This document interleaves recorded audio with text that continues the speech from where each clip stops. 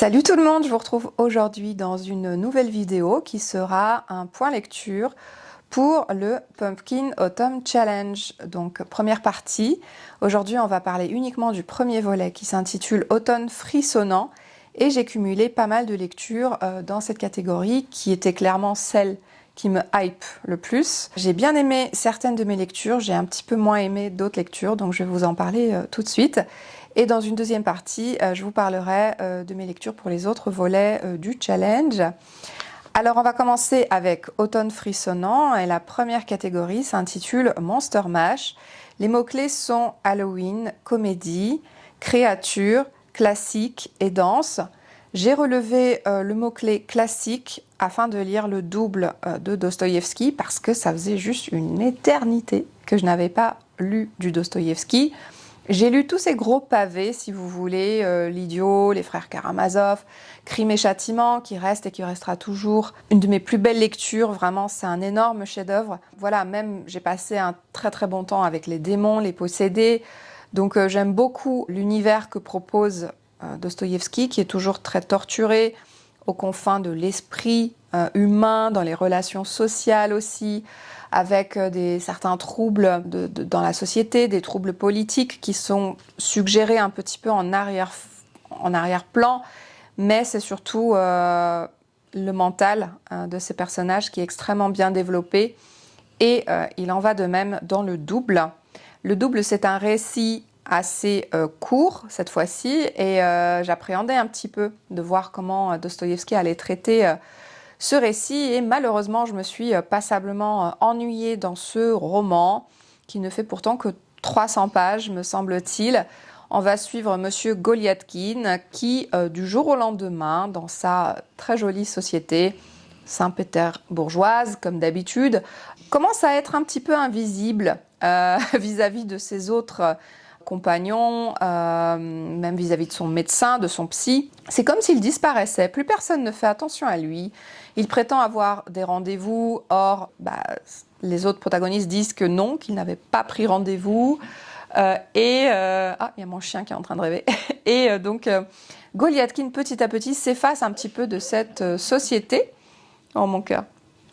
Va apparaître à ce moment-là, à peu près à la moitié du livre, son double. Donc, un personnage assez détestable, puisque très rapidement, il va prendre la place du vrai Goliathkin. Il va le surpasser dans tous les domaines, dans le domaine professionnel, social, vraiment relationnel. Et tout le monde apprécie ce double, et jusqu'à même le surpasser. Donc c'est clairement un roman qui parle de la psychanalyse, du dédoublement de la personnalité, mais même au-delà de ça, ça parle de notre ego qui nous commande toujours certaines choses, et du vrai moi, celui qui est enfoui au plus profond de nous.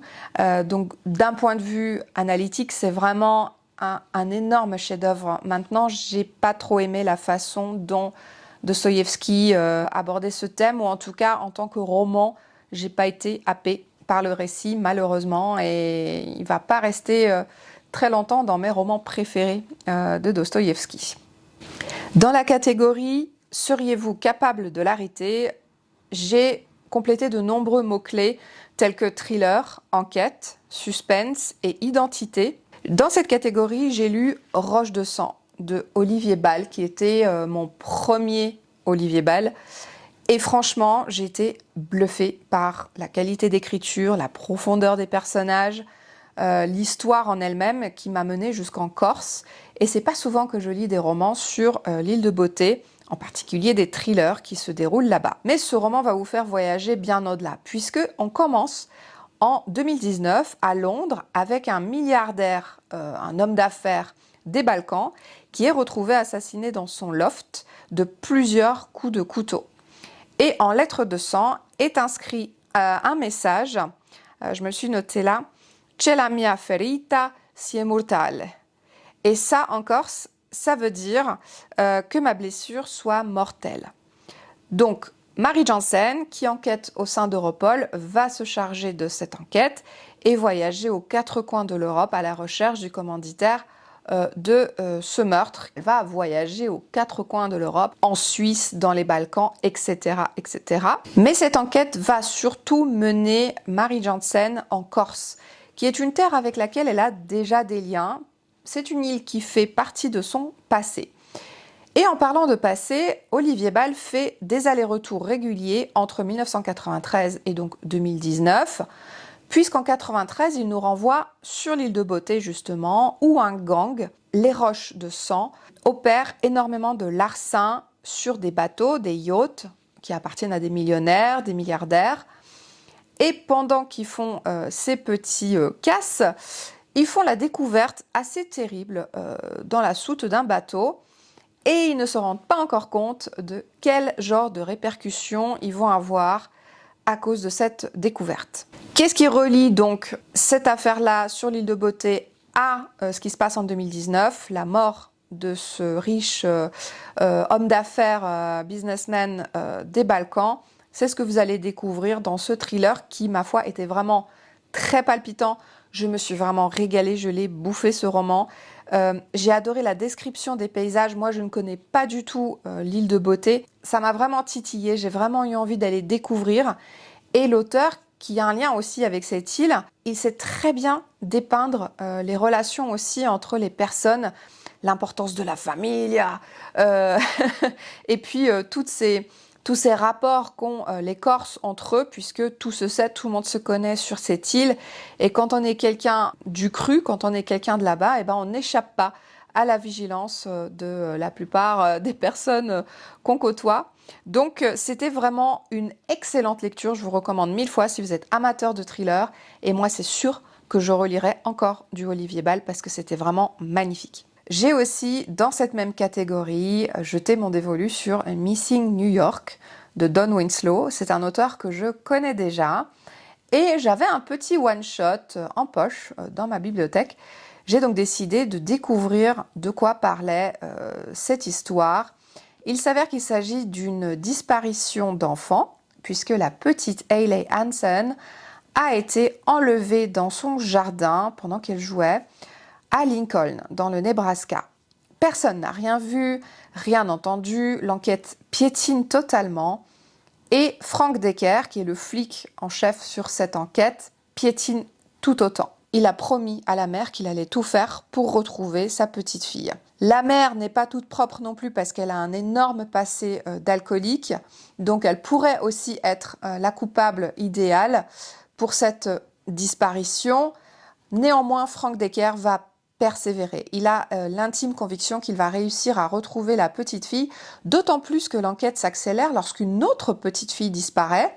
Cette fois-ci, cette petite fille est blanche, et donc là, tout le monde va commencer à enquêter. Il va prendre toutes ses économies pour sillonner les routes d'Amérique à la recherche de la petite Hayley. Et fort heureusement, il va tomber sur quelques indices. Il va parcourir vraiment tout cet état à la recherche de la petite Hayley jusqu'au moment où il va atterrir dans les Hamptons. Et là, l'histoire va vraiment s'accélérer. C'est superbement bien fait, c'est vraiment palpitant. Pour un one-shot qui est quand même assez court, c'était vraiment incroyable. Je ne pensais pas qu'on allait évoluer dans un milieu dans lequel on évolue sur la fin de cette histoire, mais je ne veux pas vous en dire plus, bien sûr, pour ne pas vous spoiler. Mais vraiment, j'ai adoré la façon dont Don Winslow construit ses histoires, ses personnages. J'étais très attachée au personnage de Frank Decker. J'avais peur pour la petite Hayley Hansen, puisqu'on sait à peu près où elle est. On a quelques indices. Et c'est vrai que pour un lecteur qui a envie d'en savoir un petit peu plus, c'est le genre de livre qu'on a quand même du mal à lâcher. Vraiment, je trouve que Don Winslow, c'est un des maîtres du suspense. Il sait très bien mener les tensions dans un livre et prouver qu'on peut vraiment aller très très loin pour honorer une promesse que l'on fait à quelqu'un. Et voilà, je vous en dis pas plus, mais vraiment lisez du Don Winslow parce que c'est un excellent, excellent auteur de thriller et de livres noirs. Dans la catégorie ceux qui ignorent qu'il n'existe pas, j'ai choisi parmi les différents mots-clés, les mots-clés secret, fatalité, deuil, esprit et dans une certaine mesure art, puisque j'ai jeté mon dévolu sur un recueil de nouvelles de Boris Akounine et de Grigori Tcharchivili, qui ne sont qu'une seule et même personne, je le précise. Voilà. Et ça s'appelle Histoire de cimetière, avec une traduction de Paul Lequen. Alors, Boris Akounine ou Grigori Tcharchivili, c'est un de mes auteurs favoris. Vraiment, je l'adore, puisqu'il écrit des policiers historiques mettant en scène Fandorine. Et c'est non seulement hilarant, mais c'est aussi extrêmement agréable à lire. Et il y a toute une série d'Akounine que vous pouvez retrouver très facilement dans les brocantes, etc. Et donc, je ne le connaissais pas dans ce registre-là, et j'ignorais aussi qu'il était amateur de cimetière, puisque dans ce recueil de nouvelles, Grigori Tcharchivili nous dévoile sa passion pour les cimetières. Donc on va ainsi passer du cimetière Donskoy à Moscou, au Highgate à Londres, au fameux Greenwood de New York, mais aussi le Père-Lachaise à Paris et un cimetière étranger de Yokohama au Japon. Donc il va comme ça sillonner les différents cimetières et nous raconter la vie des personnes qui y sont malheureusement inhumées. Là où c'est vraiment le plus triste, c'est dans ce cimetière japonais où il ne s'agit que des personnes étrangères et malheureusement il y a très peu de visites. Le cimetière est presque à l'abandon, mais d'autres cimetières sont extrêmement bien entretenus comme le Père-Lachaise ou encore le cimetière new-yorkais.